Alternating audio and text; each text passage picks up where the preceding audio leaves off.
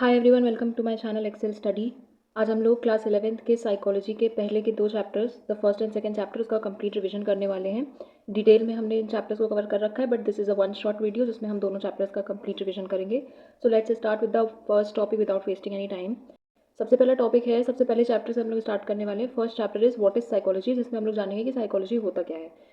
तो साइकोलॉजी की डेफिनेशन क्या होती है? सबसे पहले अर्ली जब अटेम्प्ट हो रहे थे कि साइकोलॉजी के बारे में हम जानने की कोशिश कर रहे थे कि ये होता क्या है, तो सबसे पहले तो जो साइकोलॉजी वर्ड है उसकी हमने मीनिंग जानी। साइकोलॉजी वर्ड 2 ग्रीक वर्ड से मिलकर बना हुआ है, जिसमें एक वर्ड है साइक और एक वर्ड है लोगोस। साइक का मतलब होता है सोल और लोगोस का मतलब होता है साइंस। तो लोगों ने कहा कि साइकोलॉजी जो है उसमें हम लोग सोल के बारे में पढ़ते हैं, it is the study of soul. But then यही नहीं पता था कि सोल क्या होता है। लोगों ने पूछा कि व्हाट इज सोल, सोल की ही कोई डेफिनेशन नहीं है, तो हम साइकोलॉजी को स्टडी ऑफ सोल कैसे कह सकते हैं। तो बहुत सारे अटेम्प्ट्स के बाद, बहुत वक्त के बाद एक साइकोलॉजी की एक अच्छी एक्सेप्टेबल डेफिनेशन निकल के आई, which is psychology is a science which studies mental processes, experiences and behaviour in different context. अब ये तीनों होता क्या है? हमने कहा कि साइकोलॉजी में हम ये 3 चीज़ें पढ़ते हैं, but what is it? Mental processes में हमारे सारे कॉग्निटिव जो भी एक्टिविटीज़ होती हैं वो आती हैं। जैसे जब हम कुछ सोच रहे होते हैं, जब हम कोई क्वेश्चन सॉल्व करने की कोशिश करें, जहाँ पे भी हमारा ब्रेन इन्वॉल्व है, वो सारी प्रोसेसेस मेंटल प्रोसेसेस होती हैं। और जो भी हम काम करते हैं वो सारा हम अपने ब्रेन से ही करते हैं, इसलिए सारी जो मेंटल प्रोसेसेस हैं वो हम साइकोलॉजी में पढ़ते हैं। एक्सपीरियंसेस क्या होते हैं? हम लाइफ में जो भी सिचुएशंस, जो भी इवेंट्स एनकाउंटर करते हैं, उन इवेंट्स से, उन सिचुएशन से हमने जो भी एक्सपीरियंस गेन किया, जो भी लेसन्स गेन किए हैं, वो हमारे एक्सपीरियंसेस के फॉर्म में हमारे मेमोरी में रहते हैं। उसे वो उन सब चीज़ों के बारे में कि हम किसी सिचुएशन में अपने एक्सपीरियंसेस को अप्लाई कैसे करते हैं, हमारा बिहेवियर उससे कैसे अफेक्ट होता है, ये सारी चीज़ें भी हम साइकोलॉजी में पढ़ते हैं। और बिहेवियर क्या होता है? किसी भी कंडीशन में जो आपका रिस्पॉन्स होता है, जो आपका रिएक्शन होता है, उसे हम आपका बिहेवियर कहते हैं। यानी कोई भी स्टिमुलस के रिस्पॉन्स में जैसा आप एक्ट करते हैं वो आपका बिहेवियर होता है। नाउ साइकोलॉजी को हम किस सब्जेक्ट की तरह पढ़ते हैं, ये इसके बारे में काफ़ी कॉन्फ्लिक्ट्स हुए। तो सबसे पहले साइकोलॉजी जो है वो फिलॉसफी के रूट से आता है, यानी फिलॉसफी से हमने साइकोलॉजी को डिराइव किया है, वहाँ पे हमें पहले साइकोलॉजी मिलता था। फिर हमने कहा कि जब साइकोलॉजी एक अलग सब्जेक्ट बन के आया तो हम उसे साइंस कहेंगे या हम उसे सोशल साइंस कहेंगे। तो बहुत सारी जगह बहुत सारे लोगों ने कहा कि ये एक साइंस है। क्यों? क्योंकि हम इसमें बायोलॉजिकल प्रिंसिपल्स के बारे में पढ़ते हैं। जैसे हम इसमें ब्रेन के बारे में पढ़ेंगे, हम सारे सेंट्रल नर्वस, जो पेरिफेरल नर्वस सिस्टम, ये सारे सिस्टम्स के बारे में पढ़ेंगे, क्योंकि हमारी साइकोलॉजी में हमारा ब्रेन इन्वॉल्व होता है, हमारा नर्वस सिस्टम इन्वॉल्व होता है। तो ये सारी चीज़ें हम पढ़ते हैं, इसलिए ये बायोलॉजी का पार्ट है and biology is a science. तो हम साइकोलॉजी को भी साइंस में पढ़ेंगे। और ये हमारे बिहेवियर, ह्यूमंस के जो बायोलॉजिकल फैक्टर्स है, जो उनके बिहेवियर है, उन सब चीज़ों के बारे में पढ़ता है, इसीलिए ये साइंस है। बट कुछ लोगों ने कहा नहीं, ये सोशल साइंस है। क्यों? बिकॉज हम लोगों के बिहेवियर जो पढ़ते हैं उसके बारे में हम ऐसे पढ़ते हैं कि वो किसी सोशल कॉन्टेक्स्ट में रखे जाएंगे, किसी एक प्रकार की सोसाइटी में रखे जाएंगे, तो उनका बिहेवियर कैसा होता है। बट हमने तो ये कहा था कि बिहेवियर जो है वो बायोलॉजिकल कॉन्सेप्ट है, तो ये कॉन्फ्लिक्ट काफ़ी टाइम तक चला कि ये एक नेचुरल साइंस है या सोशल साइंस है। तो ज़्यादातर एक्सेप्टेबल तो लोग इसे सोशल साइंस की तरह करते हैं, बट इस सब्जेक्ट को हम लोग पाते किस स्ट्रीम में है? साइंस की स्ट्रीम में पढ़ते हैं। यानी ग्रेजुएशन लेवल पर, पोस्ट ग्रेजुएशन लेवल पर, कहीं भी साइकोलॉजी को आप नेचुरल साइंस की स्ट्रीम में पढ़ते हैं, ऑफर किया जाता है। और सोशल साइंस के भी बच्चे इसको ऑप्ट करते हैं। जैसे अगर जो ये लोग 11th में ह्यूमैनिटीज़ या आर्ट साइड लेते हैं, वो भी साइकोलॉजी पढ़ सकते हैं। Coming to brain and mind, अब ये एक काफ़ी अच्छा कन्फ्यूजन है कि ब्रेन और माइंड अलग अलग होता है या सेम होता है। तो ये दोनों अलग अलग होते हैं, but they are intertwined, मतलब इंटर रिलेटेड होते हैं। तो ब्रेन जो होता है वो एक फिजिकल ऑर्गन होता है, जो कि ह्यूमंस के हेड में प्रेजेंट होता है, स्केलेटन जो हेड का पार्ट होता है उसमें प्रेजेंट होता है। तो ब्रेन जो है वो फिजिकल ऑर्गन का नाम है। बट उस ब्रेन की जो एक्टिविटीज़ हैं, जो एबिलिटीज़ हैं कि वो हर चीज़ को समझ सकता है, जो सोच सकता है, ये सारी चीज़ें हमारे माइंड की आती हैं, यानी जो भी उसका काम है। अब जैसे कोई कंप्यूटर होता है, तो जो उसका डेस्कटॉप है या सीपीयू है, ये सारी चीज़ें जो है वो फिजिकल हैं। बट उसका काम जो होता है, कंप्यूटर के अंदर जो सारी इन्फॉर्मेशन प्रोसेस होती है, सारी एक्टिविटीज़ जो हम करते हैं, वो कौन करता है? उसका प्रोसेसिंग सिस्टम करता है, उसका सॉफ्टवेयर करता है। उसी तरीके से ब्रेन जो है वो कंप्यूटर है और माइंड उसका सॉफ्टवेयर है। जो हम सोचते हैं, हम जो चीज़ें करते हैं, जो एक्टिविटीज़, वो सारी हमारा माइंड करता है। But brain is the physical organ. तो ब्रेन को हम देख सकते हैं, छू सकते हैं, बट माइंड को हम देख और छू नहीं सकते हैं। वो सिर्फ एबिलिटीज़ होती हैं सारे काम को करने की। तो लोगों ने कहा कि क्या हमारा माइंड जो है वो हमारे बिहेवियर को अफेक्ट करता है कि नहीं करता। तो ये भी काफ़ी टाइम तक कॉन्फ्लिक्ट चला और लोगों ने कहा कि नहीं, हमारा माइंड जो है उससे क्या फ़र्क पड़ता है कि हम कैसा बिहेव कर रहे हैं। बट बाद में ये हुआ कि नहीं, एक्चुअली जो हम सोचते हैं, जिस तरीके से हम चीज़ों को जिस नज़रिए से देख कर समझते हैं, उसी के अकॉर्डिंग हम बिहेव करते हैं। जब हम किसी सिचुएशन में पढ़ते हैं तो पहले हम उस सिचुएशन को अच्छी तरीके से समझते हैं। मान लीजिए आपके आपके सामने दो लोगों की लड़ाई हो रही है, तो पहले आप उस सिचुएशन को देखोगे, ऑब्जर्व करोगे, फिर उसको अच्छे से अपने सोचोगे ब्रेन में, अपने माइंड में अच्छे से उसको सोचोगे कि यहाँ पर कौन सही है और कौन गलत है, मुझे किसका साथ देना चाहिए या मुझे किसकी तरफ से बोलना चाहिए या मुझे किसे सही या गलत कहना चाहिए। Then you behave in a particular way कि आप किसी एक को सपोर्ट करते हो या आप उन दोनों की लड़ाई शांत करवाने की कोशिश करते हो और उन दोनों के बीच में बताते हो कि हाँ, ये सही पॉइंट है, ये गलत पॉइंट है, वाई आर यू मतलब इस बात पे आप लड़ क्यों रहे हो। तो हमारा जो बिहेवियर होता है वो हमारे माइंड की एक्टिविटीज़ से ऑब्वियस सी बात है अफेक्ट होता है। ये बातें हमें बाद में पता चली। Now coming to the next topic which is popular notions about the discipline of psychology. अब हमने कहा कि यार साइकोलॉजी जब नया नया आया था ना, तो बहुत लोग इसको अलग तरीके से सोचते थे। तो लोगों ने कहा यार साइकोलॉजी में ऐसा खास क्या है, ये सब चीज़ें तो मतलब साइकोलॉजी ऐसा क्या बताता है कि कौन किस तरीके से बिहेव करेगा, ये तो हम अपने आप ही बता सकते हैं। तो कैसे बता सकते हैं? आप अपनी कॉमन सेंस से बता सकते हैं। बट बात ये आई कि जो कॉमन सेंस होता है और साइकोलॉजी होता है, ये दोनों बहुत अलग अलग चीज़ें हैं। जैसे कॉमन सेंस का एग्जाम्पल ये हो सकता है कि आप मान लीजिए किसी बच्चे ने एग्ज़ाम दिया, एक क्लास ने एग्ज़ाम दिया और उसमें कुछ बच्चों के मार्क्स बहुत अच्छे आए हैं और कुछ बच्चों के मार्क्स बेकार आए हैं, बुरे आए हैं। तो आप कॉमन सेंस लगा के आप क्या प्रेडिक्ट करोगे? आप ये मतलब आप क्या रिजल्ट निकालोगे इस बात का कि जिन बच्चों के कम मार्क्स आए हैं उन्होंने अच्छे से पढ़ाई नहीं की होगी और जिन बच्चों के ज़्यादा मार्क्स आए उन्होंने ज़्यादा अच्छे से ज़्यादा मेहनत और ज़्यादा टाइम लगाकर पढ़ाई की होगी। ये आपने उस बात से कंक्लूजन निकाला, ये आपका कॉमन सेंस कहता है। बट हो सकता है ऐसा ना भी हो सकता है कि उनकी मेंटल एबिलिटीज़ में डिफरेंस हो, कि कुछ लोगों को कम टाइम में चीज़ें अच्छे से समझ में आ जाती हैं और हो सकता है दोनों ने इक्वल टाइम में पढ़ा हो, बट चूंकि एक ज़्यादा समझदार है और एक का माइंड थोड़ा कम उतना डेवलप है तो कॉन्सेप्ट को समझने के लिए, तो उन्होंने जो है वो मेंटल एबिलिटीज़ की वजह से हुआ हो। तो हम कॉमन सेंस के बेसिस पर सारी बातें नहीं बता सकते। और कॉमन सेंस क्या है कि जब कोई घटना हो गई है, कोई बिहेवियर हुआ है, उसके बाद आप उस बता सकते हो कि ऐसा क्यों हुआ होगा। बट साइकोलॉजी का काम ये नहीं है कि एक काम हो गया उसके बाद वो बताएगा कि ऐसा क्यों हुआ। साइकोलॉजी का काम है पहले से प्रेडिक्ट करना कि ऐसी सिचुएशन में क्या होगा, उसका फ्यूचर बताने का काम है। तो साइकोलॉजी जो है वो एक्सप्लेन नहीं करता है किसी बिहेवियर को कि ये बिहेवियर क्यों हुआ, वो प्रेडिक्ट करता है कि किसी सिचुएशन में कैसा बिहेवियर होना चाहिए। तो कॉमन सेंस और साइकोलॉजी तो अलग अलग चीज़ें हैं। लोग इसे कंफ्यूज कर देते हैं। लोग सोचते हैं कि हम भी बहुत बड़े साइकोलॉजिस्ट हैं, हम भी कॉमन सेंस से ये तो बात बता सकते हैं, बट ऐसा नहीं होता है। अब इसके लिए एक एक्सपेरिमेंट हुआ था जो ड्यूक ने किया था 1975 में। और उसने क्या किया, दो ग्रुप्स में बच्चों को बांटा। एक ग्रुप में उन्होंने क्या किया कि बच्चों को सारे इजी क्वेश्चंस दिए। तो क्योंकि ऐसा उनकी कॉमन सेंस, उन्होंने क्या कहा था, उनकी कॉमन सेंस कह रही थी कि ऐसा इसलिए हम कर रहे हैं कि जैसे जो बच्चों को इजी क्वेश्चन हम देंगे तो वो सारे क्वेश्चन जब सॉल्व कर लेंगे तो उनके अंदर एक बहुत अच्छा कॉन्फिडेंस बिल्ड हो जाएगा कि मैं तो कर रहा हूँ, wow I can do it. और उसके बाद जब हम उन्हें डिफिकल्ट क्वेश्चन देंगे तो वो बहुत उड़ा देंगे उसको एकदम हवे हवे में। और ग्रुप टू के बच्चों को क्या तो इसलिए जो है हमने एक ग्रुप को ईजी क्वेश्चन दिया और ग्रुप टू के बच्चों को हमने क्या किया, हमने थोड़ा मिक्स क्वेश्चन दिए, मतलब थोड़ा इजी और थोड़ा मीडियोकर लेवल क्वेश्चंस दिए। और ऐसे भी क्वेश्चंस थे उसमें जिसमें वो फंस सकते थे। बट बिकॉज ऐसे एक्सपेरिमेंट में जो हम एक्सपेरिमेंट कर रहे हैं उसमें हमने सेकंड ग्रुप के बच्चों को ऐसे क्वेश्चंस दिए जिसमें उन्होंने फेलियर को फेस किया और उनका फेलियर का भी एक एक्सपीरियंस हुआ कि how we have to tackle with that situation.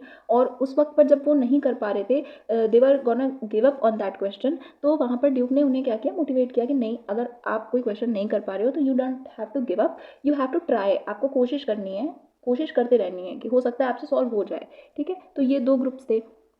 अब जब दोनों ही ग्रुप के ऊपर ये एक्सपेरिमेंट किया गया उसके थोड़े वक्त बाद उन लोग को नए सेट ऑफ क्वेश्चंस दिए गए, दोनों ही ग्रुप्स को, जिसमें डिफिकल्ट क्वेश्चंस भी थे, ऑब्वियस सी बात है। तो जो ग्रुप वन था जिसने इजी क्वेश्चन सॉल्व करके कॉन्फिडेंस बना रखा था, हमने देखा कि उन्होंने तो जल्दी गिव अप कर दिया, जबकि हमने तो ये सोचा था कि उन्हें गिव अप नहीं करना चाहिए था बिकॉज वो तो they are high on confidence. But उन्होंने पहले गिव अप कर दिया। क्यों? क्योंकि उन्होंने कभी देखा ही नहीं था मुश्किल क्वेश्चन के से आपको कैसे डील करना है। तो उन्होंने गिव अप कर दिया कि हम नहीं कर पा रहे हैं, हमने छोड़ दिया भाई, जो ईजी है वो हमने कर लिया। बट जो ग्रुप टू है उसने पहले से फेलियर को देख रखा था और उससे ये पता था कि जब ऐसे क्वेश्चन होते हैं तो हमें क्या करना है, हमें गिव अप नहीं करना, हमें कोशिश करनी है, हमें ट्राई करना है। तो उन्होंने उसको अटेम्प्ट करने का फिर भी ट्राई किया, उन्होंने उतनी जल्दी गिव अप नहीं किया।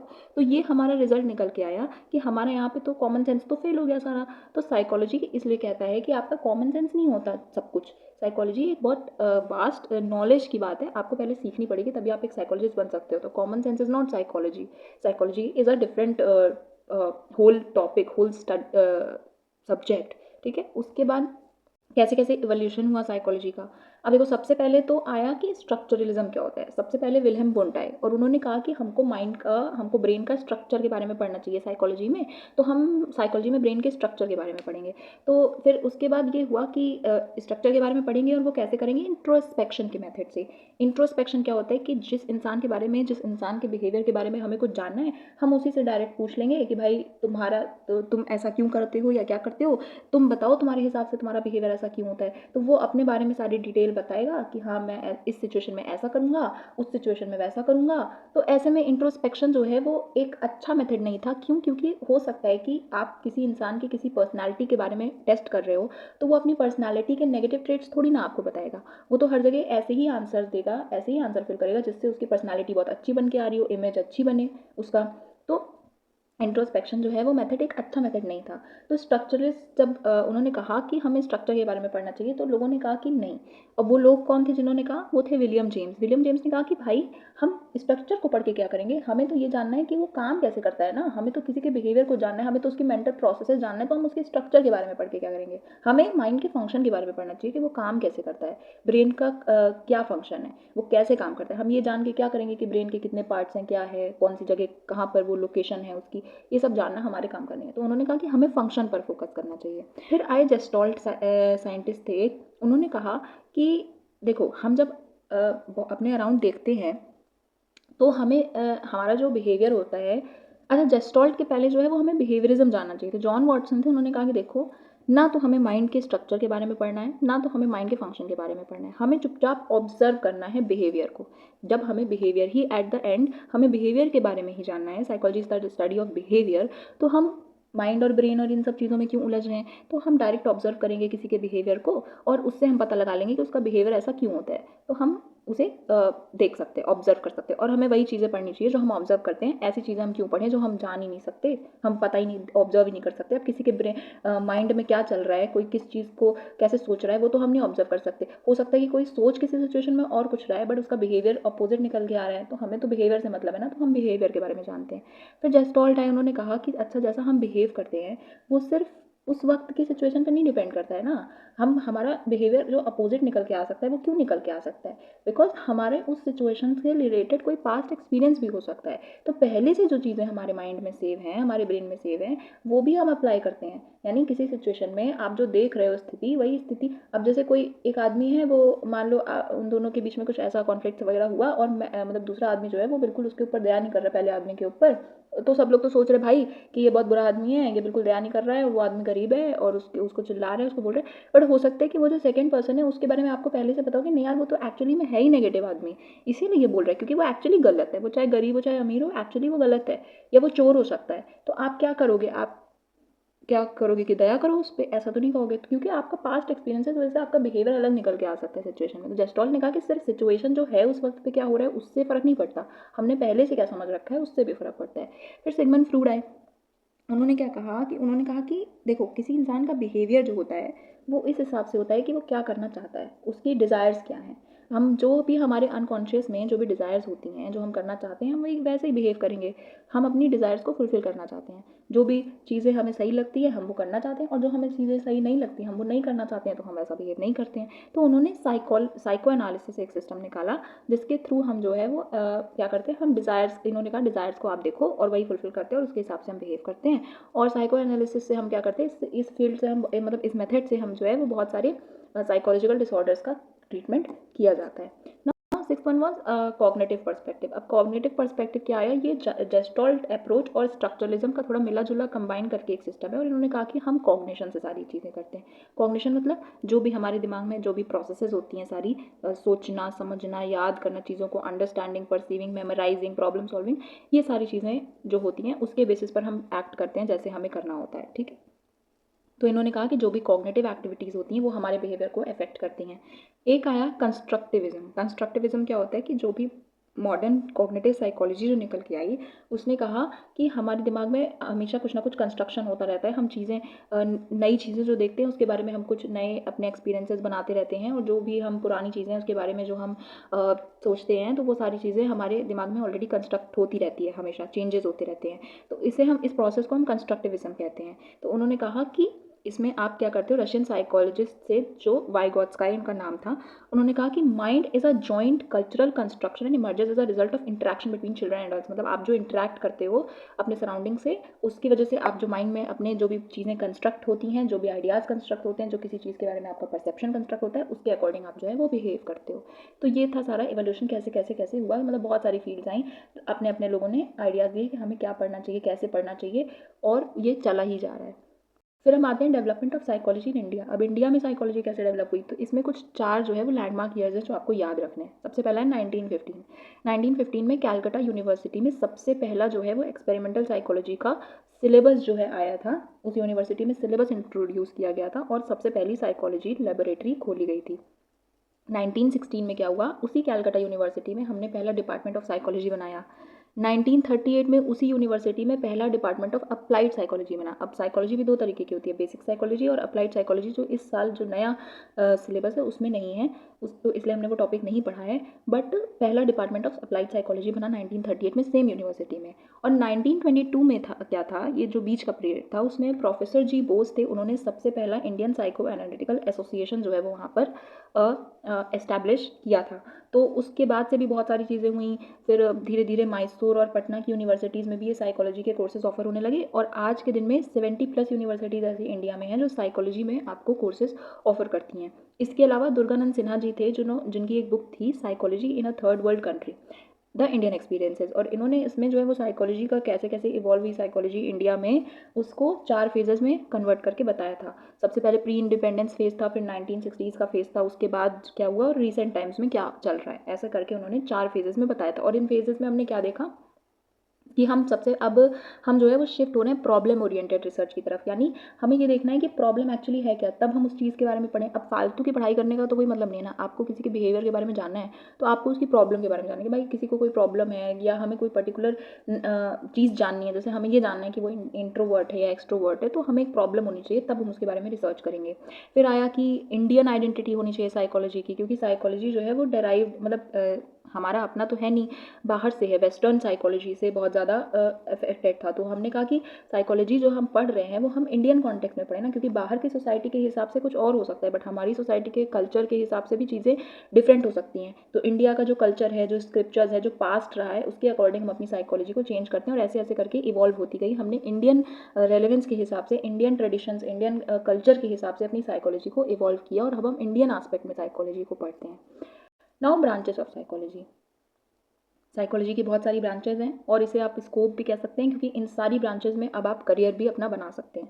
सबसे पहला होता है कॉग्निटिव साइकोलॉजी। कॉग्निटिव साइकोलॉजी में हम पढ़ते क्या हैं, हमारी जो मेजर कॉग्निटिव प्रोसेसेस होती हैं, दिमाग से रिलेटेड, ब्रेन से रिलेटेड, हम ध्यान कैसे देते हैं, परसेप्शन, मेमोरी, रीजनिंग, और ये सारे चैप्टर्स हैं आगे। और साथ साथ में आपने शायद पढ़ा भी होगा, पढ़ लिया होगा, तो ये सारे चैप्टर्स, ये सारी प्रोसेसेस हमारे ब्रेन में चलती हैं, वो हम साइकोलॉजी में पढ़ते हैं, वो कॉग्निटिव साइकोलॉजी की फील्ड में आता है।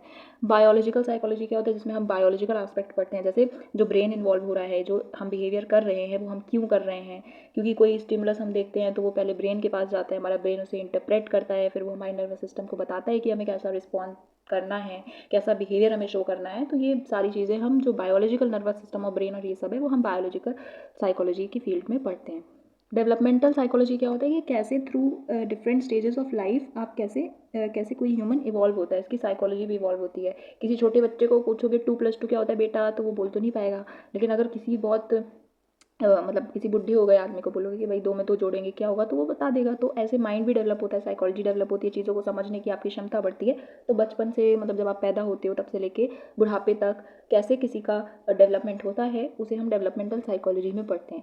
सोशल साइकोलॉजी यानी किसी का बिहेवियर किसी सोशल कॉन्टेक्स्ट में कैसा अलग अलग हो सकता है, अलग अलग जगह पे लोगों को, गाँव में रहने का तरीका अलग होता है, शहरों में रहने का तरीका अलग होता है, तो ये हम सोशल साइकोलॉजी में पढ़ते हैं। Cross cultural and cultural psychology, अलग अलग लोगों के कल्चर भी डिफरेंट होते हैं। जैसे आप शहर में ही रह रहे हो, बट 4 फैमिलीज हैं, 4 फैमिलीज का कल्चर अलग है। एक जगह वेजिटेरियन है, प्योर वेजिटेरियन, एक जगह नॉन वेजिटेरियन चल रहा है, तो आपका बिहेवियर अलग हुआ ना, तो आप कल्चर के अकॉर्डिंग बिहेव कर रहे हो वहाँ पे। इन्वायरमेंटल साइकोलॉजी, इन्वायरमेंट का कैसा फ़र्क पड़ता है हमारी मेंटल हेल्थ पे, ठीक है। अब बहुत अच्छा इन्वायरमेंट होगा तो बहुत आपको, जैसे जिस दिन बहुत सुबह से बहुत बारिश होती रहती है और एकदम अंधेरा अंधेरा सा लगता है, क्लाउडी क्लाउडी सा डे रहता है, तो आप उस दिन बहुत ग्लूमी फील करते हो। और जिस दिन खिला खिला दिन रहता है आप भी अच्छा फील करते हो, तो वो आपकी मेंटल हेल्थ को अफेक्ट करता है इन्वायरमेंट भी। हेल्थ साइकोलॉजी, हमारी हेल्थ पे चीज़ों का कैसे फ़र्क पड़ता है, जो जो भी हम जैसे हमें स्ट्रेस है, एंग्जाइटी की प्रॉब्लम है या टेंशन है, तो ये सारी चीज़ें हमारे हेल्थ को कैसे अफेक्ट करती हैं। क्लिनिकल एंड काउंसलिंग साइकोलॉजी में हम ये पढ़ते हैं जो भी हमारी प्रॉब्लम्स होती हैं साइकोलॉजी से रिलेटेड। हम डिप्रेशन हो गया, ये हाई लेवल पे डिसऑर्डर चला जाता है, क्लिनिकल में आ जाता है। काउंसलिंग में आपका छोटी छोटी, जैसे आप जब छोटे लेवल पर ये सारी इश्यूज़ होते हैं, थोड़ा सा स्ट्रेस है, थोड़ी सी टेंशन है, तो वो हम काउंसलिंग साइकोलॉजी में काउंसलिंग करके ठीक कर सकते हैं। बट ये जब बड़ा रूप ले लेती है, बीमारियों का रूप ले लेती है, जैसे डिप्रेशन वगैरह, तो ये क्लिनिकल साइकोलॉजी में आ जाता है। इंडस्ट्रियल और ऑर्गेनाइजेशनल साइकोलॉजी में हम पढ़ते हैं कि कैसे जिस वर्क प्लेस पे हम काम कर रहे हैं, जहाँ पर हम जॉब कर रहे हैं, वहाँ का माहौल कैसा होना चाहिए, सो दैट हम एक अच्छी मेंटल हेल्थ हमारी हो। और एजुकेशनल साइकोलॉजी में हम देखते हैं कि स्कूल साइकोलॉजी इसके अंदर एक फील्ड आती है। तो स्कूल्स में या कॉलेजेस में करिकुलम कैसा होना चाहिए, उनका पढ़ाने का तरीका कैसा होना चाहिए। कुछ लोग जॉयफुल लर्निंग फॉर्म में पढ़ाते हैं। प्ले वे एक नया मतलब सिस्टम जो है वो इंट्रोड्यूस हो गया इंडिया में। वहाँ पर आप बच्चों को खेल खेल में जो है चीज़ें पढ़ाते हैं। तो इस तरीके से करिकुलम कैसा होना चाहिए कि एक अच्छी मेंटल हेल्थ में बच्चा पढ़ाई भी कर रहा है। तो ये सारी चीज़ें हम एजुकेशनल साइकोलॉजी में पढ़ते हैं। और स्पोर्ट्स साइकोलॉजी में हम पढ़ते हैं कि स्पोर्ट्स हमारी साइकोलॉजी को कैसे अफेक्ट करता है। क्यों बच्चे रोज़ शाम को खेलने जाना चाहते हैं, क्योंकि उन्हें खुद से खुशी मिलती है, ठीक है, और उससे उनकी डेवलपमेंट भी होती है। तो आप जब कोई गेम खेलते हो, जैसे आप लूडो खेल रहे हो, तो उससे आपकी मेंटल एबिलिटीज़ इंप्रूव हो रही है, क्योंकि आप दिमाग लगा रहे हो कि मुझे यहाँ पे कैसे क्या करना है, मुझे कहाँ क्या करना चाहिए, सो दैट मैं बच जाऊँ, मैं जल्दी होम पे पहुँच जाऊँ। तो आपकी मेंटल एबिलिटीज़ भी, तो एज ए स्पोर्ट्स साइकोलॉजी में हम ये सारी चीज़ें पढ़ते हैं। बहुत सारी और भी ऐसी फील्ड्स हैं जो डेवलप हो रही हैं, अभी रुका नहीं है, डेवलपमेंट हो रही हैं और आगे होती रहेंगी। Aviation psychology, space, military, forensic, rural engineering, managerial, community psychology of man, political psychology, ये बहुत सारी फील्ड्स अभी डेवलप हो रही हैं, जिनके बारे में हमें ज़्यादा डिटेल में नहीं पढ़ना है, सिर्फ नाम ही इनका जानना है कि हाँ हो रही हैं develop. Now psychology and other disciplines, बहुत सारे और जो डिसिप्लिन्स में हैं उसमें हम साइकोलॉजी को कैसे पढ़ते हैं। जैसे फिलोसफी से ही तो साइकोलॉजी हमने लिया है। पहले हम ह्यूमन बिहेवियर को जो है वो फिलोसफी में ही डिफाइन करा करते थे, पढ़ा करते थे। बट फिर धीरे धीरे हमने साइकोलॉजी को एक अलग सब्जेक्ट बनाकर उससे निकाला। तो साइकोलॉजी आई ही फिलोसफी से है, तो फिलोसफी में तो थोड़ा बहुत साइकोलॉजी इंक्लूडेड है। मेडिसिन में भी साइकोलॉजी का इस्तेमाल होता है। आप जैसे ट्रीटमेंट करना है, डॉक्टर हैं, तो अब साइकोलॉजी, काउंसलिंग साइकोलॉजी या क्लिनिकल साइकोलॉजी भी है। तो मेडिसिन में भी साइकोलॉजी का फ़र्क पड़ गया है, ठीक है। इकोनॉमिक्स, पॉलिटिकल साइंस, सोशियोलॉजी, इसमें भी साइकोलॉजी का फ़र्क पड़ता है। सोशियोलॉजी मतलब हम सोसाइटी के बारे में पढ़ते हैं। सोसाइटी में सबसे पहले सोसाइटी को अफेक्ट कौन करता है, सोसाइटी में रहने वाले लोग। किसी सोसाइटी का कल्चर सिर्फ जो है वो ह्यूमन ही, वहाँ पे रहने वाले लोग ही तो उस कल्चर बना सकते हैं, सिर्फ वो अफेक्ट ही थोड़ी होते हैं उस कल्चर से, वो उस कल्चर को बनाते भी हैं। तो जो सोशियोलॉजी होती है, पॉलिटिकल साइंस, इकोनॉमिक्स, ये सारी चीज़ों में भी। इकोनॉमिक्स में हम क्या करते हैं, जैसे कंज्यूमर बिहेवियर एक टॉपिक होता है इकोनॉमिक्स में, तो उसमें हम कंज्यूमर का बिहेवियर देखते हैं कि प्राइस ज़्यादा होने पर कितना सेविंग करेगा, कितना एक्सपेंडिचर करेगा। प्राइस कम हो रहा है, इन्फ्लेशन हो रहा है मार्केट में, तो वो क्या करेगा, खरीदेगा, कम खरीदेगा, सेविंग करेगा, कैसे मैनेज करेगा अपने मतलब अपने फाइनेंस को। तो इस तरीके से इकोनॉमिक्स में भी बिहेवियर पढ़ते हैं। Computer science, law and criminology में साइकोलॉजी पढ़ी जाती है। किसी क्रिमिनल का क्या साइकोलॉजी है, और जो लॉयर्स, एडवोकेट जो है वो केस लड़ते हैं, वो भी साइकोलॉजी से ही खेल कर केस लड़ते हैं, केस जीतते हैं। और मास कम्युनिकेशन कैसे, जैसे न्यूज़ में आप कोई चीज़ देखते हो तो उससे आपका परसेप्शन इफेक्ट होता है। अब न्यूज़ में आपको इन्फॉर्मेशन मिल रही है किसी टॉपिक के बारे में जो आपको नहीं पता था, तो उससे आपकी आपकी साइकोलॉजी पर इफेक्ट पड़ा ना।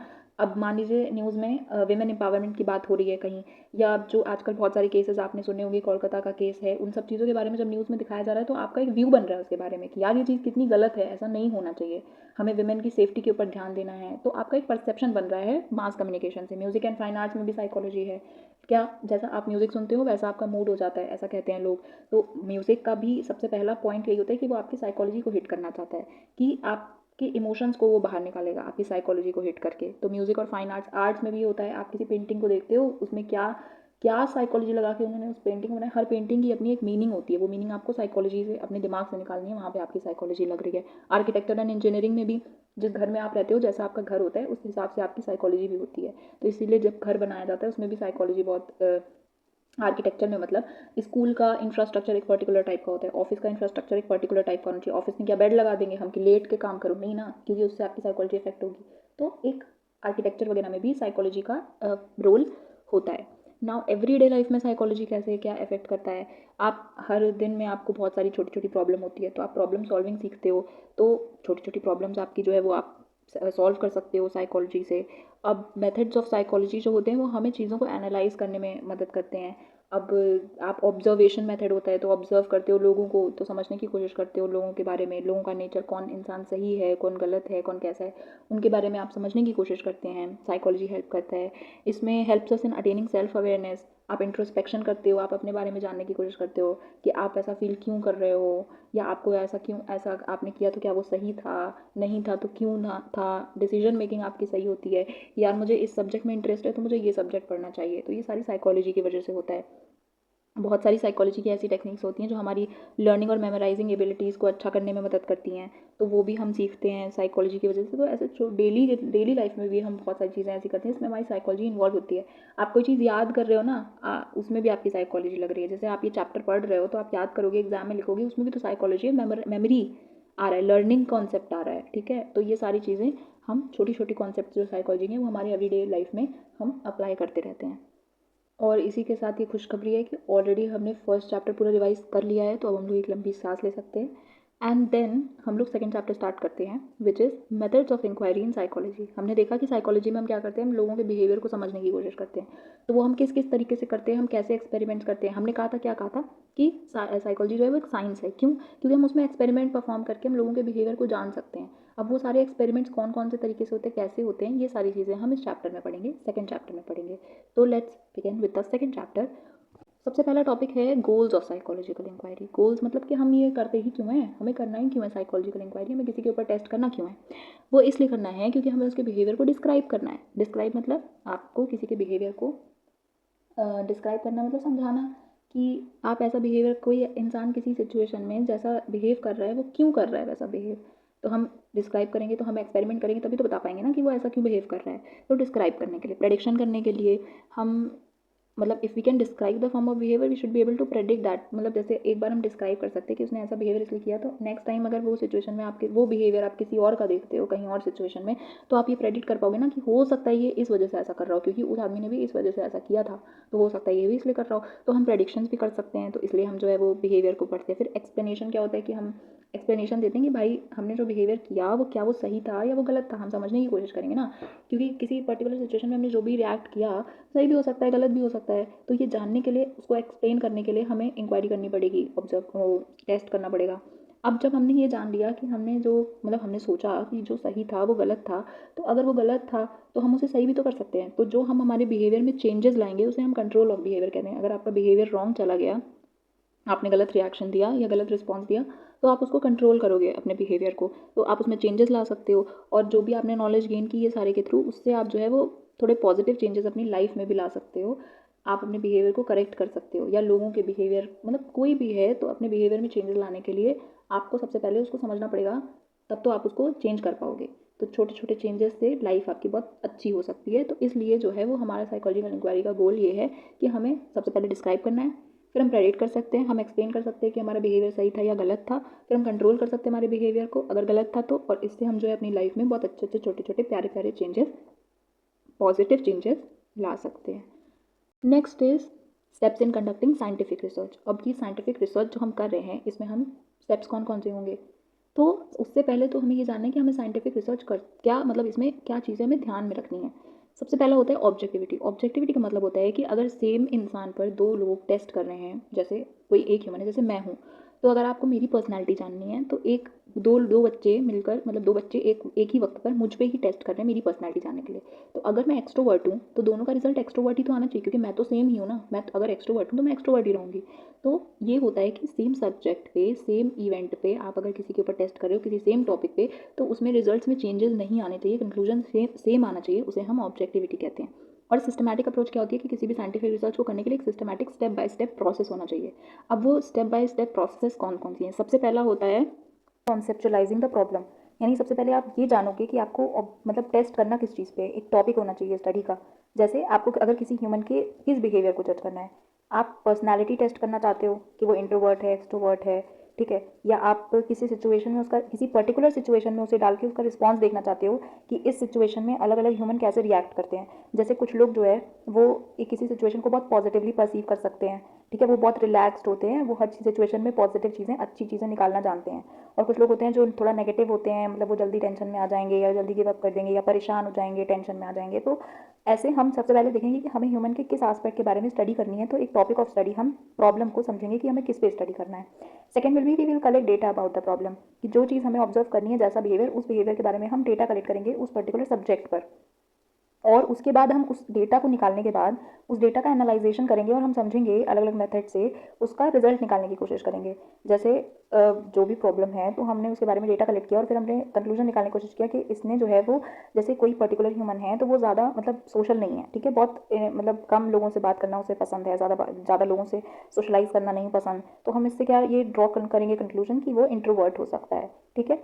And then revising research conclusion, जब हमने कोई कंक्लूजन निकाल लिया तो हो सकता है कि यार जो हमारा कंक्लूजन है वो सही भी हो सकता है और गलत भी हो सकता है। अब ये तो वो ह्यूमन बता सकता है या वैसे भी हो सकता है। अब जैसे हमने प्रेडिक्ट किया हुआ था कि ये ह्यूमन इंट्रोवर्ट है बट हमारा जो रिजल्ट है वो तो एक्सट्रोवर्ट का आ गया, तो अब हम क्या करेंगे? तो ऐसे सिचुएशन में हम जो है वो अपना रिसर्च कंक्लूजन जो है रिवाइज करेंगे। अब हम क्या करेंगे? हम एक नई हाइपोथेसिस बनाएंगे। अब सबसे पहले ये क्वेश्चन आता है कि हाइपोथेसिस ही क्या होता है? तो hypothesis is a testable prediction of the outcome of a study. जब हम कोई प्रॉब्लम देखते हैं, जब हम, जैसे हमने कहा कि हमें पर्सनैलिटी टेस्ट करना है, तो हम एक प्रेडिक्शन बनाएंगे कि ये इंसान के ऊपर अगर मुझे पर्सनैलिटी टेस्ट करना है तो मेरा एक प्रेडिक्शन होगा कि यार ये ह्यूमन जो है वो इंट्रोवर्ट निकल के आएगा, ऐसा मेरा प्रेडिक्शन है, तो उसे हम हाइपोथेसिस कहेंगे।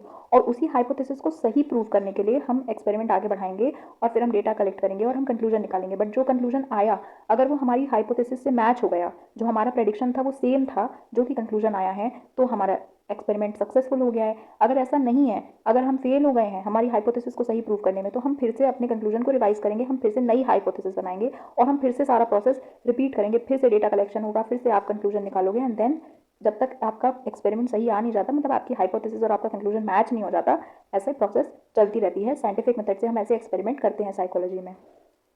Now alternative paradigm of research का मतलब कि ये जो रिसर्च हम कर रहे हैं इसके बारे में लोगों का अलग अलग ओपिनियन था। कुछ लोगों का कहना कुछ और था और कुछ लोग अलग चीज़ कह रहे थे। जैसे लोगों ने कहा कि साइंटिफिक जो पैराडाइम था उसमें क्या था कि ह्यूमंस का बिहेवियर जो है वो प्रेडिक्टेबल है, हम पता कर सकते हैं, मतलब हम प्रेडिक्ट कर सकते हैं कि कोई इंसान कैसी सिचुएशन में कैसा बिहेव करने वाला है। तो इसलिए जो है वो, मतलब ह्यूमन का बिहेवियर हम ऑब्जर्व कर सकते हैं, हम देख के समझ सकते हैं कि वो कैसा बिहेव करेगा, मेजर भी कर सकते हैं, कंट्रोल भी कर सकते हैं। तो इसलिए हमने कहा कि ये जो है मतलब रिसर्च जो है वो साइंटिफिक रिसर्च होनी चाहिए, बहुत ईजी है, हम ऑब्जर्व कर सकते हैं ह्यूमन के बिहेवियर को। इंटरप्रेटिव लोगों ने कहा कि नहीं भाई, आप ऐसे रिसर्च करके ये जो कर रहे हो इससे आप साइंटिफिक रिसर्च करके आप किसी के बिहेवियर को नहीं जान सकते हो। आप जो ह्यूमन बिहेवियर होता है वो एक बहुत कॉम्प्लेक्स प्रोसेस होती है। पहले कोई इंसान किसी सिचुएशन को देखता है, समझता है, उसके ब्रेन में अलग अलग थॉट्स आएंगे, इंटरप्रेट करेगा क्या सही क्या गलत, तब एक्ट करेगा। तो आप ऐसे थोड़ी ना समझ सकते हो कि कोई इंसान क्या सोच रहा है किसी सिचुएशन में, या किसी की सोच कैसी है, किसी का परसेप्शन कैसा है, किसी का नज़रिया कैसा है, आप ये सब नहीं समझ सकते, आप किसी की मंशा नहीं समझ सकते। तो इसलिए उन्होंने कहा कि ये इंटरप्रेटिव है, यानी ये आप इसमें पता नहीं लगा सकते हो, आप अंदाज़ा नहीं लगा सकते, आप कितनी भी रिसर्च कर लो आप नहीं बता सकते सही तरीके से कि कोई का बिहेवियर कैसा होने वाला है। तो these are the alternative paradigms of research. अब आते हैं नेचर ऑफ साइकोलॉजिकल डेटा पे। हमने कहा कि सबसे पहला प्रोसेस क्या था कि हमने प्रॉब्लम डिसाइड कर लिया हमें किस चीज़ पे करना है, अब हम डेटा कलेक्ट करने जा रहे हैं, ठीक है। तो हम डेटा कैसे कैसे कलेक्ट करेंगे और कौन कौन से डेटा की हमें ज़रूरत पड़ेगी। तो कौन सा डेटा हम कलेक्ट कर सकते हैं, ये 4 तरीके के डेटा होते हैं। सबसे पहला होता है डेमोग्राफिक इन्फॉर्मेशन। डेमोग्राफिक मतलब किसी भी ह्यूमन के बारे में उसकी जो पर्सनल इन्फॉर्मेशन होती है, जैसे name, age, gender, marital status, number of siblings, ये सारी चीज़ें जो पर्सनल इन्फॉर्मेशन है मेरी, वो डेमोग्राफिकल इन्फॉर्मेशन हो गई। फिजिकल इन्फॉर्मेशन में आता है कि आप जैसे इन्वायरमेंट में रह रहे हो, कैसी आपकी सराउंडिंग्स हैं, ये सारी आपका फिजिकल इन्फॉर्मेशन हो गई। आपका घर कहाँ पर है, फिर आपका मोड ऑफ इकोनॉमी क्या है, कितनी इनकम है आपके घर की, आप कैसी फैसिलिटीज़ में रहते हो, ठीक है। तो ये सारी फिजिकल इन्फॉर्मेशन हो गई। फिजियोलॉजिकल डेटा क्या होता है, आपकी मतलब बॉडी के बारे में, जैसे हाइट हो गया, वेट हो गया, ये सारी चीज़ें, heart rate, level of oxygen, diabetic तो नहीं हो, ब्लड प्रेशर तो नहीं है, ये सारी चीज़ें आपकी फिजियोलॉजिकल डेटा होती है। और साइकोलॉजिकल इन्फॉर्मेशन यानी आपके ब्रेन से रिलेटेड आपकी कॉग्निटिव प्रोसेसेस, जो भी इंटेलिजेंस, पर्सनालिटी, इंटरेस्ट, आपका इंटरेस्ट किन चीज़ों में है, आपकी वैल्यूज़ कैसी हैं, आप क्या मतलब अनटचेबिलिटी को सपोर्ट करते हो या नहीं करते हो, तो एटीट्यूड आपका किसी तरफ कैसा है, आप कैसे इमोशनल हो, बहुत सेंसिटिव हो या नहीं हो उतने सेंसिटिव, ये सारी चीज़ें साइकोलॉजिकल इन्फॉर्मेशन में आती हैं। तो ये 4 तरीके का डेटा जो है वो हम कलेक्ट करते हैं। अब इनको करते कलेक्ट किन मेथड से हैं, तो इसके लिए भी बहुत सारे मेथड्स हैं। सबसे पहला होता है ऑब्जर्वेशनल मेथड। इसके नाम से समझ में आ रहा है कि इसमें हम ऑब्जर्व करते हैं सब्जेक्ट को। सब्जेक्ट मतलब जिसके ऊपर हम एक्सपेरिमेंट कर रहे हैं उसको हम सब्जेक्ट कहते हैं, उस ह्यूमन को। तो इसमें आप क्या करते हो, उस ह्यूमन को सिंपली ऑब्जर्व करते हो। अब इसका ऑब्जर्वेशनल मेथड में प्रोसेस क्या होता है, सबसे पहला होता है सिलेक्शन। आप साइकोलॉजिस्ट जो हैं वो सारा बिहेवियर तो नहीं ऑब्जर्व करोगे, जिस पर्टिकुलर फील्ड, जिस पर्टिकुलर टॉपिक पे आप स्टडी कर रहे हो, रिसर्च कर रहे हो, उससे रिलेटेड बिहेवियर ही आप ऑब्जर्व करोगे। तो आप पहले सेलेक्ट करते हो कि मुझे कौन सा बिहेवियर ऑब्जर्व करना है। सेकंड, आप रिकॉर्ड करते हो उस बिहेवियर को, और मतलब जो भी हो सकता है आप वीडियो में रिकॉर्ड कर लो, या डेटा को रिमेंबर करने के लिए, दिमाग में रखने के लिए आप नोट डाउन कर सकते हो डेटा को। तो ऐसे आप ऑब्जर्वेशन में रिकॉर्ड करते हो डेटा को, और रिकॉर्ड करने के बाद आप उस डेटा को एनालाइज करते हो और उससे जो है वो कंक्लूजन निकालते हो, जो भी आपने डेटा कलेक्ट किया है उसके अकॉर्डिंग रिजल्ट देते हो। तो ये होता है ऑब्जर्वेशनल मेथड में, ये 3 प्रोसेसेस होती हैं। अब ऑब्जर्वेशन आप कर कैसे कैसे मेथड से सकते हैं? सबसे पहला 2 तरीके से, मतलब 2 कॉन्ट्रडिक्शन होते हैं। पहला होता है कि नेचुरलिस्टिक या कंट्रोल्ड ऑब्जर्वेशन। नेचुरलिस्टिक मतलब कि जैसी भी नेचुरल स्थिति है आप उसी में ऑब्जर्व कर रहे हो, मतलब आप कोई पर्टिकुलर माहौल नहीं क्रिएट कर रहे, नेचुरल माहौल में ही आपको किसी ह्यूमन को ऑब्जर्व करना है, उसकी नेचुरलिटी में, तो आप उसको ऑब्जर्व कर रहे हो कि वो कैसे कैसे करता है। और अगर किसी पर्टिकुलर, आप किसी इंसान को किसी पर्टिकुलर सिचुएशन में डाल के उसके अकॉर्डिंग माहौल बना के, जैसे आपने उसके लिए ऐसी सिचुएशन क्रिएट कर दी कि वो वैसा रिएक्ट करे, तब आप देखना चाहते हो कि ऐसी सिचुएशन में वो कैसे रिएक्ट करता है, तो उसे हम कहते हैं कंट्रोल्ड ऑब्जर्वेशन, जहाँ पर हमने माहौल बनाया है, माहौल को कंट्रोल किया है। अब सेकंड होता है नॉन पार्टिसिपेंट या पार्टिसिपेंट ऑब्जर्वेशन। पार्टिसिपेंट का मतलब पार्टिसिपेंट ऑब्जर्वेशन मतलब कि जहाँ पर आप उसके माहौल, उस सराउंडिंग का, उसके एनवायरनमेंट का, उसकी सोसाइटी का, जिस जहाँ पर आप उसको ऑब्जर्व कर रहे हो उसका एक हिस्सा बन के ऑब्जर्व कर रहे हो, तो इसे हम पार्टिसिपेंट ऑब्जर्वेशन कहते हैं। नॉन पार्टिसिपेंट ऑब्जर्वेशन होता है आप दूर दूर से, उसको पता नहीं है कि आप ऑब्जर्व कर रहे हो, दोनों ही सिचुएशन में, बट एक सिचुएशन में वो जानता है कि आप कौन हो और एक सिचुएशन में वो नहीं जानता है कि आप कौन हो। तो ये होता है नॉन पार्टिसिपेंट और पार्टिसिपेंट ऑब्जर्वेशन का तरीका। Now second method is experimental method. Experimental method में हम एक्सपेरिमेंट्स करते हैं। अब एक्सपेरिमेंट्स में हम क्या करने की कोशिश करते हैं, हम ये जानने की कोशिश करते हैं कि किसी चीज़ के, हम माहौल को मैनिपुलेट करेंगे, ठीक है, सिचुएशन को मैनिपुलेट करेंगे, और हम देखेंगे कि यार इस पर्टिकुलर सिचुएशन में क्या इफेक्ट आ सकता है किसी ह्यूमन के बिहेवियर में, तो हम कॉज इफेक्ट रिलेशनशिप देखते हैं, ठीक है। अब इसमें हम करते हैं वेरिएबल्स का यूज़। वेरिएबल्स क्या होते हैं? वेरिएबल कोई भी इवेंट होता है या स्टिमुलस होता है जिसे हम चेंज करते हैं। वेरिएबल मतलब जो चीज़ वैरी कर सके, चेंज हो सके, तो हम वेरिएबल्स को चेंज करते हैं, मैनिपुलेट करते हैं, और हम उसके अकॉर्डिंग सिचुएशन क्रिएट करते हैं। तो ऐसे वेरिएबल्स जिन्हें हम मैनिपुलेट करते हैं, जो कॉज बनेगा, कि हमने जैसे मान लो हमने देखना चाहा, किसी टीचर को आपने खड़ा कर दिया स्कूल में, और आपने उनको कहा कि आज भाई तुम्हें चौक और बोर्ड नहीं मिलेगा और तुम्हें जो है वो ऐसे वर्बली किसी भी तरीके पढ़ाना है बच्चों को। अब वो टीचर उस सिचुएशन से कैसे डील करता है, ये हम जो है वो मैनिपुलेट कर रहे सिचुएशन को, ये हमें देखना है। तो हमने वहाँ पर इंडिपेंडेंट वेरिएबल में चेंज लाया, और उस वेरिएबल में जो चेंज लाया उसकी वजह से जिस चीज़ पर फर्क पड़ा उसे हम कहते हैं डिपेंडेंट वेरिएबल। डिपेंडेंट वेरिएबल के नाम में ही छुपा हुआ है कि वो किसी और चीज़ पे डिपेंडेंट है, यानी वो वैसा ही मतलब वैसा ही रिएक्शन निकल के आएगा, या वैसे ही वो वेरिएबल का जो वैल्यू है वो होगा जिस हिसाब से जो है वो हमारे इंडिपेंडेंट वेरिएबल की वैल्यू हम सेट करेंगे, ठीक है। अब एक्सपेरिमेंटल ग्रुप्स और कंट्रोल ग्रुप्स क्या होते हैं? जब हम कोई एक्सपेरिमेंट परफॉर्म करते हैं तो हम 2 ग्रुप्स पे परफॉर्म करते हैं, 2 ग्रुप बनाते हैं लोगों का, जिसमें पहला होता है एक्सपेरिमेंटल ग्रुप। एक्सपेरिमेंटल ग्रुप में हम सारी कंडीशन जो है वो अपने हिसाब से रखते हैं, मेंबर सारे जो है वो ग्रुप के, एक इंडिपेंडेंट वेरिएबल मैनिपुलेशन हम करते हैं, मतलब सिचुएशन को बनाते हैं और एक्सपेरिमेंट परफॉर्म करते हैं। मतलब हमने एक कोई ऐसी कंडीशन में उन्हें बैठा दिया और तब हम देख रहे हैं कि वो पढ़ पा रहे हैं या नहीं पढ़ पा रहे हैं। जैसे हमने कहा कि हम आज तुम्हें एसी नहीं देंगे, आज तुम्हें गर्मी में पढ़ाई करनी है, तो हमने जो टेम्परेचर था या जो भी वहाँ का वेदर कह सकते हो उसे हमने मैनिपुलेट करने की कोशिश किया और उसके अकॉर्डिंग हमने वहाँ पे बिहेवियर देखा, तो ये हो गया एक्सपेरिमेंटल ग्रुप। कंट्रोल ग्रुप क्या होता है? इसमें सारी चीज़ें तो सेम होती है, मतलब सेम ही रूम, सेम ही जैसा रूम होगा, सेम ही बुक्स होंगी, सब कुछ होगा, बट वहाँ पे हम कुछ मैनिपुलेट नहीं कर रहे हैं, नेचुरल स्थिति में उन्हें पढ़ने को कह रहे हैं और तब हम देख रहे हैं, तो उसमें मैनिपुलेट नहीं करते हम वेरिएबल को। बस यही होता है एक फ़र्क एक्सपेरिमेंटल ग्रुप और कंट्रोल ग्रुप में। तब हम डिफरेंस पता लगा पाते हैं ना कि हमने जो सिचुएशन क्रिएट की उसकी वजह से एक्चुअली उसके बिहेवियर में कोई फ़र्क पड़ा भी या नहीं, क्योंकि नेचुरल सेटिंग में जैसा उसका बिहेवियर था उससे अलग होगा ना उसका बिहेवियर जब हम उसमें कुछ छेड़खानी कर रहे हैं। तो बस यही डिफरेंस जानने के लिए हम 2 तरीके के ग्रुप्स ऐसे ऑब्जर्व करते हैं, एक्सपेरिमेंट करते हैं। अब देखो 2 तरीके से हम एक्सपेरिमेंट कर सकते हैं। एक होता है फील्ड एक्सपेरिमेंट। फील्ड एक्सपेरिमेंट मतलब अगर आपको नेचुरली किसी चीज़ का एकदम उसी असली माहौल में, नेचुरल इन्वायरमेंट में आपको किसी चीज़ को कोई एक्सपेरिमेंट परफॉर्म करना है तो आप उसे फील्ड एक्सपेरिमेंट कहोगे। बट मतलब जैसे जो सिचुएशन आप लेबोरेटरी में मतलब नहीं कर रहे हो, आप क्रिएट कर सकते हो वो माहौल, बट आप एक्चुअली नेचुरल, जैसे ठंडी मान लो करनी है मुझे, तो मैं लेबोरेटरी में एसी को बहुत कम टेम्परेचर पे चला के ठंडी का जैसा मौसम जैसा उसका वो माहौल क्रिएट कर सकती हूँ। बट मैं नेचुरली उस फील्ड में जाकर नेचुरली ठंडी के वेदर में जो है वो टेस्ट करना चाहती हूँ, तो ये हो गया फील्ड एक्सपेरिमेंट। और क्वासी एक्सपेरिमेंट क्या होता है कि बहुत सारे एक्सपेरिमेंट ऐसे होते हैं कि जो आप सिचुएशन लेबोरेटरी में क्रिएट नहीं कर सकते। अब अर्थक्वेक का यार, जो चीज़ें नेचुरली होती हैं, रियली होती हैं, जैसे अर्थक्वेक हो गया, तो आप उसको लेबोरेटरी में क्रिएट नहीं कर सकते, या बाहर भी आप वो सिचुएशन नहीं बना सकते हो। तो जब वो सिचुएशन एक्चुअली अगर करेगी कभी, तभी आप एक्सपेरिमेंट कर सकते हो। तो ऐसे एक्सपेरिमेंट होते हैं, कौसी एक्सपेरिमेंट होते हैं। क्या होता है कि attempts to manipulate an independent variable in a natural setting में ही हो सकता है, using naturally occurring groups to form experimental and control groups. यानी अब जैसे आप जो लोगों पे एक्सपेरिमेंट कर रहे हो, आपको उनकी लाइफ की सिचुएशन सेव नहीं कर सकते। अब जैसे मुझे किसी जैसे मान लो, जैसे एग्जाम्पल बुक में था, उसमें था कि एर्थक्वेक आया था और कुछ बच्चों ने अपने पेरेंट्स को खो दिया उस अर्थक्वेक में। तो अब आप क्या ग्रुप्स बनाओगे और एक्चुअली वो सिचुएशन क्रिएट करोगे? क्या अर्थक्वेक लाके किसी के मम्मी पापा को मार डालोगे? ऐसा तो नहीं करोगे। तो ऐसे एक्सपेरिमेंट करने के लिए हमें एक्चुअली वही बच्चा चाहिए जो उस सिचुएशन से गुजर चुका है उस नेचुरल सेटिंग में। तो ऐसे एक्सपेरिमेंट्स को हम कहते हैं quasi experiment. Now coming to correlational research. Correlational research में हम किसी दो वेरिएबल्स के बीच में रिलेशनशिप पता करते हैं। जैसे हम क्या कहते हैं कि पढ़ाई हमें पता करनी है, किसी का लेवल ऑफ लर्निंग, कि कोई कितना ज़्यादा अच्छे से किसी कॉन्सेप्ट को याद कर पाया है, और उसका रिलेशन हमें टाइम से बैठाना है कि जितनी ज़्यादा देर तक उसने पढ़ाई की। ठीक। अब हम ये कहते हैं कि जितने ज़्यादा देर तक कोई बच्चा पढ़ रहा है, उतना ही ज़्यादा अच्छे से वो मतलब उतना ही ज़्यादा अच्छे से उसे याद हो गया। तो ये क्या हुआ? एक पॉजिटिव कोरिलेशन हुआ। यानी जब एक वेरिएबल इंक्रीज़ हो रहा है, यानी टाइम पढ़ाई का इंक्रीज़ हुआ, तो अदर वेरिएबल भी इंक्रीज़ हो रहा है, यानी उसकी लर्निंग भी, उसका कॉन्सेप्ट का जो लर्न जो उसने कर पाया, वो भी इंक्रीज़ हो रही है। और अगर टाइम कम कर देंगे तो लर्निंग डिक्रीज़ हो जाएगी। तो इसे हम कहते हैं पॉजिटिव कोरिलेशन।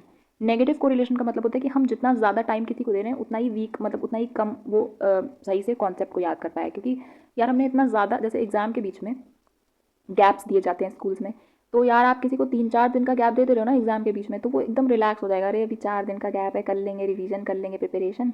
लेकिन फिर क्या होता है, एंड मोमेंट पे करने में उसका सारा गड़बड़ हो जाता है। और जब हम कम दिन के गैप देते हैं, मान लो एक ही दिन का गैप है, तो वो इतना एक्टिव रहेगा ना कि वो बहुत अच्छे से पढ़ाई करेगा, बहुत अच्छे से रिवीजन उसका कंप्लीट भी हो जाएगा, और शायद टाइम, मतलब कम टाइम में भी टाइम बच जाए, इतना अच्छे से वो करेगा, इतने एक्टिवली।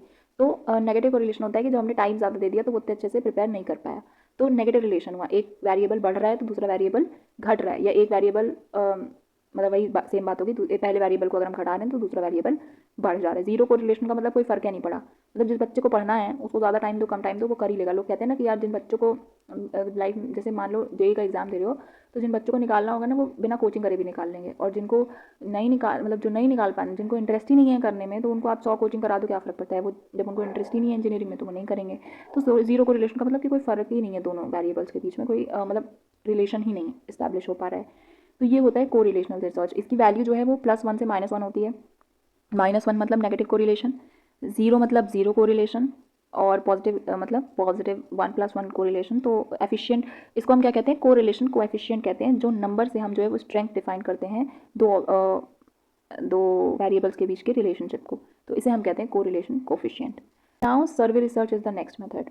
इसमें सबसे पहला होता है पर्सनल इंटरव्यू। सर्वे का मतलब क्या होता है कि जैसे किसी लोगों के ओपिनियंस के बारे में जानने के लिए, किसी का एटीट्यूड किस तरफ, मतलब किस तरफ किसकी कैसी सोच है, वो जानने के लिए हम सर्वे करते हैं। जैसे जब इलेक्शंस होने वाले होते हैं कंट्री में, तो न्यूज़ रिपोर्टर्स जो होते हैं, मीडिया वाले, वो क्या करते हैं, सर्वे करते हैं और लोगों से पूछते हैं कि भाई आपको क्या लगता है कि आपके एरिया में कौन सी पार्टी जीतेगी, या आप किसको वोट देने वाले हो। तो ऐसे सर्वे करके वो एक एग्जिट पोल निकालते हैं, जिसमें वो अनुमान लगाते हैं कि कौन सी पार्टी जीतने वाली है, किस पार्टी को कितनी सीट मिलने वाली है। तो ये होता है सर्वे का एग्जाम्पल। तो इसको हम बहुत सारे तरीके से कर सकते हैं। एक होता है पर्सनल इंटरव्यू करना, हम लोगों के पास डायरेक्ट जा जाके और हम उनसे क्वेश्चन पूछ ले रहे हैं कि सर जो है वो आपको, आप किस पार्टी को वोट देने वाले हो, और ऐसे हमने करके पूछ के सबसे इंटरव्यू ले लेके डेटा कलेक्ट करके हमने रिजल्ट निकाल दिया कि कौन सी पार्टी जीतने वाली है। क्योंकि ज़्यादा लोगों ने, अगर जो है ज़्यादा लोग कह रहे हैं कि बीजेपी को वोट देंगे तो बीजेपी जीतेगी, और ज़्यादा लोग कह रहे हैं कांग्रेस को वोट देंगे तो कांग्रेस जीतेगी। अब ये दो तरीके से पर्सनल जो इंटरव्यूज़ हैं वो दो तरीके से हो सकते हैं। एक होता है स्ट्रक्चर्ड या स्टैंडर्डाइज्ड। इसमें क्या होता है, स्ट्रक्चर्ड में एक क्वेश्चंस जो हैं वो आपके क्लियरली लिखे हुए होते हैं कि आपको कौन सा क्वेश्चन पूछना है उस इंसान से। जैसे जो पॉडकास्ट होती हैं या जो ऐसे इंटरव्यूज़ लिए जाते हैं मीडिया पर, जो पॉलिटिशियंस के, उनका एक स्ट्रक्चर्ड इंटरव्यू होता है कि मतलब क्वेश्चन उनके प्रिपेयर्ड होते हैं कि हमें कौन कौन से क्वेश्चन पूछने हैं इनसे। तो उसमें जो इंटरव्यूअर है, जो इंटरव्यू ले रहा है, वो कोई अपने आप से चेंजेस नहीं कर सकता। और इसमें जो क्वेश्चन होते हैं वो MCQ टाइप के हो सकते हैं। ऐसे इंटरव्यूज़ में MCQ होते हैं, या जिनका एक जवाब फिक्स होता है, मतलब इस क्वेश्चन का ऐसा ही जवाब आना चाहिए, येस या नो आना चाहिए। तो क्लोज एंडेड होते हैं। आप उसमें कोई ऐसा नहीं है कि आप अपने मर्जी से कोई भी जवाब दे सकते हो। ऑप्शन में रहेगा जवाब, 2 ऑप्शन रहेंगे उसमें से, ये है या वो है, आपको कैसे हो। जैसे या तो आप नाइट पर्सन हो सकते हो या आप मॉर्निंग पर्सन हो सकते हो। तो अगर आपको रात में मान लो पढ़ना पसंद है तो आप ये बोलोगे, नहीं तो आप कहोगे मुझे दिन में पढ़ना पसंद है। इसके अलावा तो क्या ही आंसर होगा ना इस क्वेश्चन का। तो ये स्ट्रक्चर्ड इंटरव्यू हो गया। अनस्ट्रक्चर्ड इंटरव्यू होता है जिसमें कोई क्वेश्चन फिक्स नहीं होते, आप अपने मर्जी से इंटरव्यू कर कोई भी क्वेश्चन पूछ सकता है और जब मन करे जैसा। और इसके आंसर्स जो होते हैं वो ओपन एंडेड आंसर्स होते हैं कि आप अपने हिसाब से आंसर दो, इसमें कोई ऑप्शन नहीं होता। अब आपको जैसे मर्जी आप वैसे आंसर दे सकते हो, आपको नहीं आंसर देना है तो कोई बात नहीं, आप आंसर ही मत दो, मतलब कुछ भी आंसर दो, आपके सब्जेक्टिव होता है। ऑप्शन वाले इसमें MCQ टाइप क्वेश्चंस नहीं होते हैं।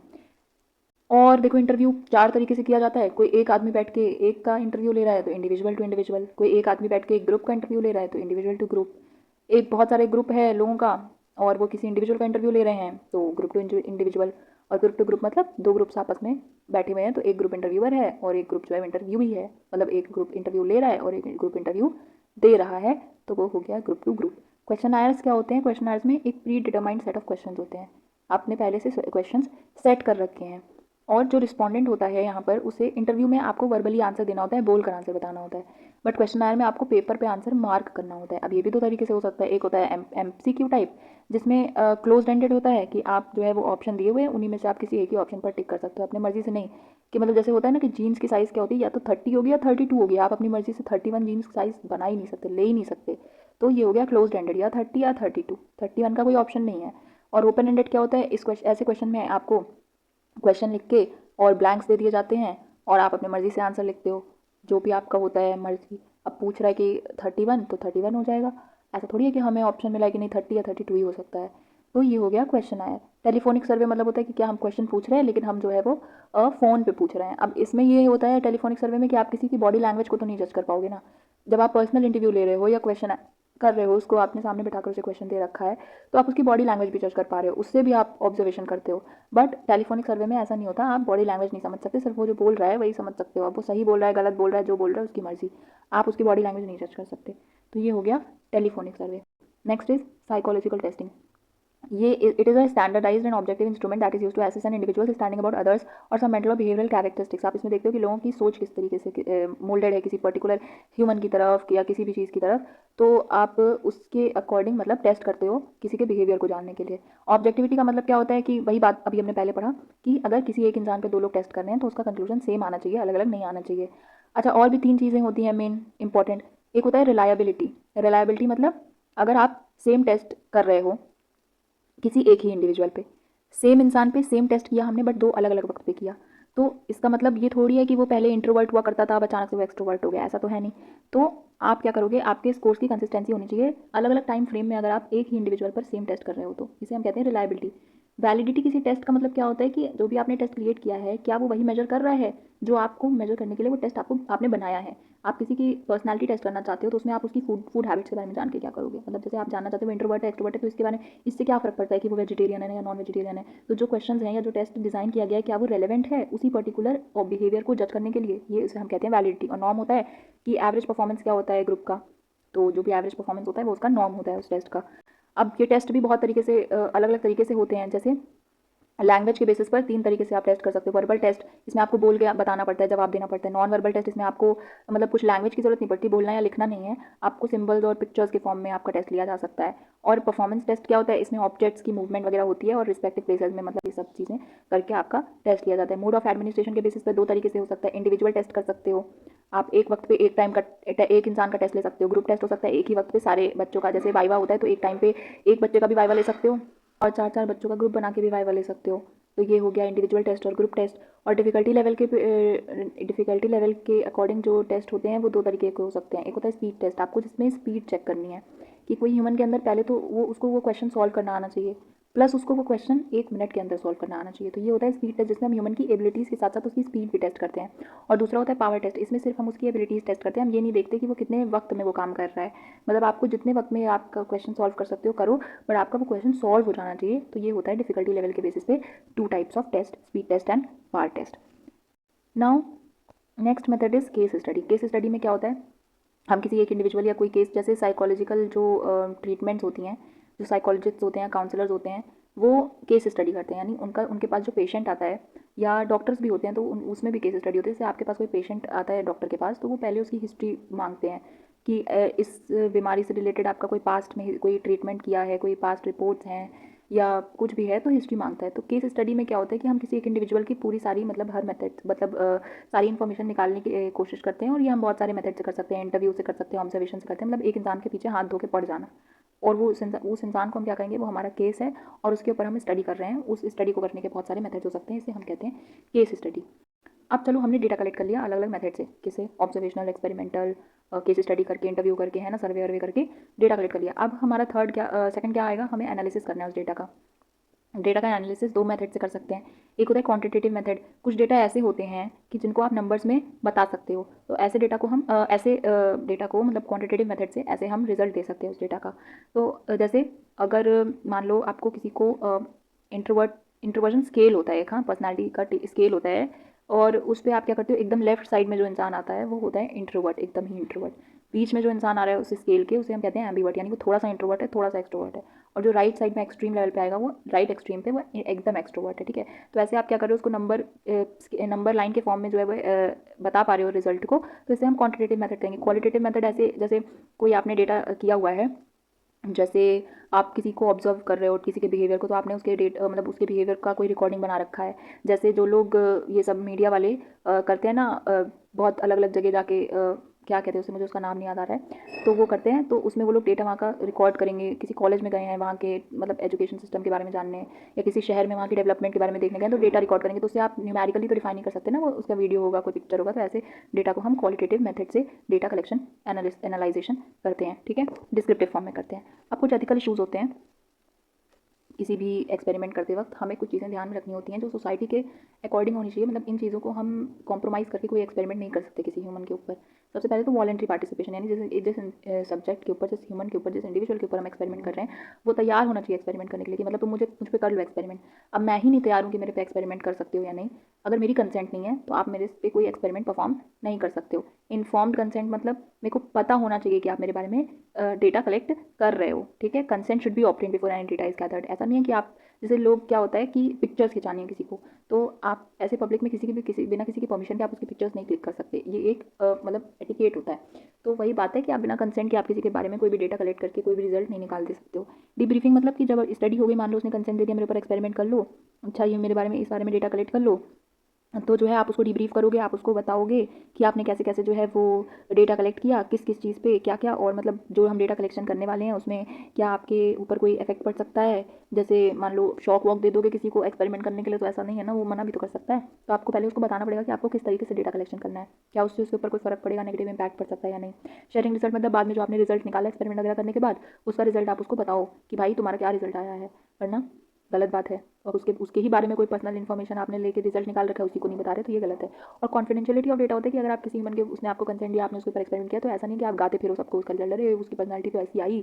बहुत सारी चीज़ें भी होती हैं, जैसे पर्सनैलिटी नहीं होती ना, बहुत सारी और भी चीज़ें होती हैं साइकोलॉजिकल। अब जैसे जो साइकोलॉजिस्ट होते हैं, जो काउंसलर्स होते हैं, अगर आप उनके पास जाके अपने किसी लाइफ इशू के बारे में उनसे बात करने गए हो कि यार मुझे इस बारे में टेंशन हो रही है, तो क्या वो सबको दुनिया में गाता फिरेगा कि अरे और पता है उसके साथ तो ऐसी सिचुएशन हो गई थी और वो मेरे पास आया था मुझे बताने कि उसको ये बात की बहुत टेंशन है भाई, वो तो डिप्रेशन में जा रहा है, ऐसा वैसा।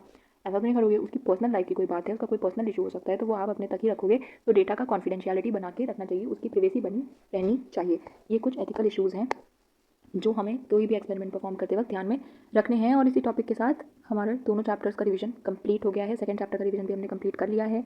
ये नोट्स जो है वो आपको मेरे टेलीग्राम चैनल पे मिल जाएंगे, और उस टेलीग्राम चैनल को ज्वाइन करने की जो लिंक है वो आपको डिस्क्रिप्शन बॉक्स में मिल जाएगी। और आई होप ये आपका पूरा अच्छे से कंप्लीट रिवीजन हो गया होगा, अच्छे से सारे टॉपिक समझ में आ गए होंगे। कोई कन्फ्यूजन हो तो आप कमेंट बॉक्स में पूछ सकते हो, उसके साथ साथ आप अपना फीडबैक भी कमेंट बॉक्स में लिख सकते हो। मिलते हैं नेक्स्ट क्लास में, तब तक के लिए बाय बाय।